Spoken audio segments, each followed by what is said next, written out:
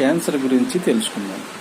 Cancer అనేది అనేక కారణాల వల్ల వచ్చింది. ఒక కారణం అంటూ ఏమి చెప్పలేము, ఎందుకు వస్తుందో కూడా చెప్పలేము, ఒక కరెక్ట్గా దీనివల్ల వస్తుందని కూడా చెప్పలేము. ఒక్కోసారి వంశపారంపర్యంగా రావచ్చు, ఒక్కోసారి ఆహార అలవాట్లు సరిగా లేనప్పుడు మితిమీరి పచ్చళ్ళు, కారం, మసాలా, పులుపు, దుంప, మరి మాంసం, గుడ్డు, కొవ్వుండ పదార్థాలు ఎక్కువ తీసుకోవటం వల్ల కూడా ఒక్కోసారి రావచ్చు. అసలు క్యాన్సర్ అంటే ఏంటి? పుండు అంటే ఏ ప్రాంతంలో అయినా క్యాన్సర్ అనేది ఏ భాగానికైనా రావచ్చు, ఎక్కడైనా రావచ్చు. శరీరంలో ఏ భాగానికైనా క్యాన్సర్ అనేది రావడానికి ఎక్కువ అవకాశం ఉంది. ఒక్కోసారి వంశపారంపర్యంగా కూడా రావడానికి అవకాశం ఉంది. అయితే క్యాన్సర్ అన్ని భాగాలకి రావచ్చు, కానీ జీర్ణ వ్యవస్థలో కూడా రావచ్చు. అన్ని భాగాలకి వచ్చే క్యాన్సర్ కన్నా కూడా జీర్ణ వ్యవస్థలో తొందరగా వస్తుంది.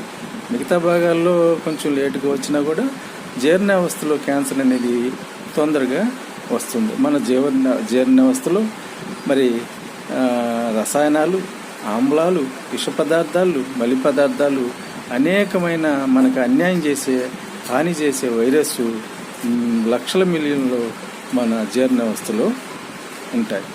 ఈ విధంగా కూడా మనకి క్యాన్సర్ అనేది రావచ్చు. మరి క్యాన్సర్ అనేది ఒక్కసారి వస్తుందా అనేది తెలుసుకుందాం. క్యాన్సర్ అనేది ఒకసారి వస్తుందా అనే దాని గురించి మనం ఇప్పుడు తెలుసుకున్నాం. క్యాన్సర్ అనేది ఒకసారి రాదు, మనకి ఇండికేషన్ ఇస్తూ ఉంటుంది బాడీ. అంటే నీకు ఈ జబ్బు రాబోతుంది అని తెలియజేస్తుంది. అందుకని ఇతను మనిషి అనేవాడు పచ్చళ్ళ, కారం, మసాలా, దుంప, మరి ఈ మాంసం, గుడ్డు, నాన్ వెజ్కి సంబంధించినవి మరి ఎక్కువగా తీసుకోవటం వల్ల, ఆల్కహాలు, మరి స్మోకింగు, మరి గుట్కాలు, పాన్పరాగులు ఎక్కువగా క్రమశిక్షణగా లేకుండా ఎక్కువగా తీసుకోవటం వల్ల ఒక్కోసారి రావటానికి ఎక్కువ అవకాశం ఉంది. ఒక్కోసారి వంశపారంపర్యంగా కూడా రావచ్చు. క్యాన్సర్ అనేది ఎక్కడైనా రావచ్చు. శరీరంలో జీర్ణ వ్యవస్థలో రావచ్చు, శరీర భాగాల్లో ఎక్కడైనా క్యాన్సర్ అనేది రావటానికి కారణాలు ఇవి. ఒక్కసారే రాదు, కొన్ని సంవత్సరాలు మనం ఆహార అలవాట్లు సరిగా లేనప్పుడు ఈ క్యాన్సర్ అనేది మనకి రావటానికి అవకాశం ఉంది. అయితే మన బాడీ మనకి ఏదైనా జబ్బు వస్తున్నప్పుడు ఇండికేషన్ ఇచ్చింది, ఇది ఈ జబ్బు రాబోతుంది అనేది మనం తెలుసుకొని జాగ్రత్త పడితే దాదాపు జబ్బులు అనేవి రాకుండా ఉంటాయి. అయితే ఈ క్యాన్సర్ అనేది ఏ వయసులో వారికి ఎక్కువ వస్తుంది?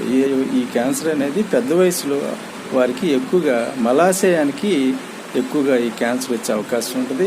అప్పుడు పెద్ద వయసులో వచ్చిన క్యాన్సర్ను మలాశయాన్ని సిగ్మైడ్ స్కోప్తో పరీక్షించి క్యాన్సర్ ఉందో లేది తెలుస్తారు. మరి జీర్ణ వ్యవస్థలో క్యాన్సర్ ఎలా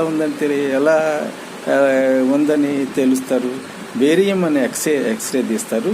కొలనోస్కోప్ అని మోషన్ ద్వారం నుంచి ఒక ట్యూబ్ను పంపి కొలనోస్కోప్ ద్వారా మరి లోన పేగులు ఏమన్నా పూసినయా, పుండు ఉందా, మరి ఏమన్నా క్యాన్సర్ ఉందా కూడా కొలనోస్కోప్ ద్వారా తెలిసిపోయింది.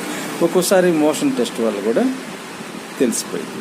ఒక్కోసారి పెద్ద వయసులో మలాశయాన్ని సిగ్మైడ్ స్కోప్ అనే ద్వారా కూడా మలాశయంలో క్యాన్సర్ ఉంది లేని కూడా ఎక్కువ శాతం తెలుసుకుంటారు. ఒక్కోసారి మోషన్ టెస్ట్ ద్వారా కూడా ఎక్కువగా తెలుసుకోవడానికి అవకాశం ఉంది. మరి క్యాన్సర్ వచ్చిన తర్వాత లక్షణాలు ఎలా ఉంటాయి?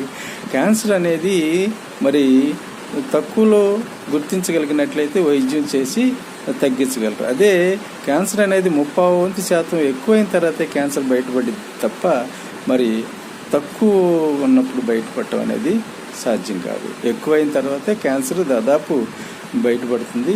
అప్పుడు 99% డాక్టర్లు కూడా ఏం చేయలేరు. ఎన్ని కోట్ల లక్షలు ఖర్చు పెట్టినా కూడా ఆ క్యాన్సర్ని తగ్గించలేరు. అయితే తక్కువలో ఉన్నప్పుడు కనిపెట్టగలిగినట్టయితే అదృష్టవంతులే. అప్పుడు డాక్టర్లు మరి వైద్యం చేసి తగ్గించడానికి అవకాశం ఉంది. అయితే క్యాన్సర్ యొక్క లక్షణాలు ఏంటి? క్యాన్సర్ వచ్చిన తర్వాత లక్షణాలు ఏముంటాయి? క్యాన్సర్ వచ్చిన తర్వాత జీర్ణవ్యవస్థలో మరి పొత్తి కడుపు కింద నొప్పి ఉంటుంది, మంట ఉంటుంది, వాంతులు ఉంటాయి, వికారం ఉంటుంది, మనిషి తగ్గిపోతాడు, ఆకలి పోయింది, మరి సన్నగా అయిపోతాడు. మరి ఒక్కోసారి మోషను 2-3 రోజులు వెళ్ళరు. ఒక్కోసారి నీళ్ళ రోజునాలు అవుతాయి. ఒక్కోసారి మోషన్ అనేది నలుపు వస్తుంది, ఎరుపు వస్తుంది. నలుపు, ఎరుపు 2 కలిసి రావడానికి ఎక్కువగా అవకాశం ఉంది. ఆకలి పోయి మనిషి తగ్గిపోయి రక్తం కూడా తగ్గిపోతుంది. ఏది? ఈ క్యాన్సర్లో. అయితే ఈ క్యాన్సర్ యొక్క లక్షణాలు.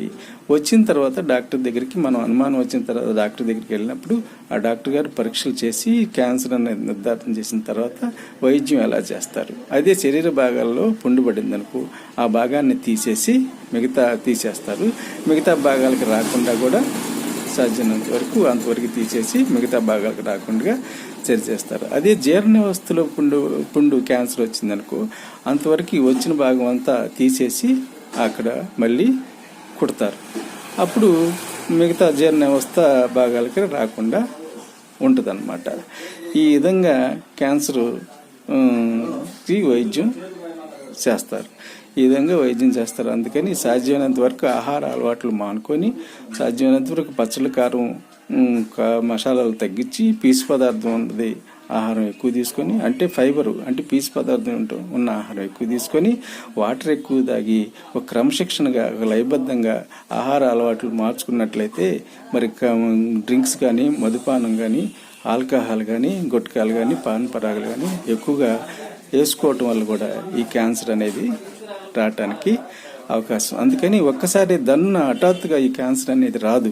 కొన్ని సంవత్సరాలు ఆహార అలవాట్లు సరిగా లేనప్పుడు స్మోకింగ్, డ్రింకు, మరి పాన్ పరాగాలు, గుట్కాలు ఈ ఆహార అలవాట్లు సరిగా లేనప్పుడు, క్రమశిక్షణ లేనప్పుడు ఇలాంటి క్యాన్సర్ ఒక్కోసారి గుట్కాలు పాన్ పరాగాలు వేయటం వల్ల నోటి క్యాన్సర్ రావచ్చు.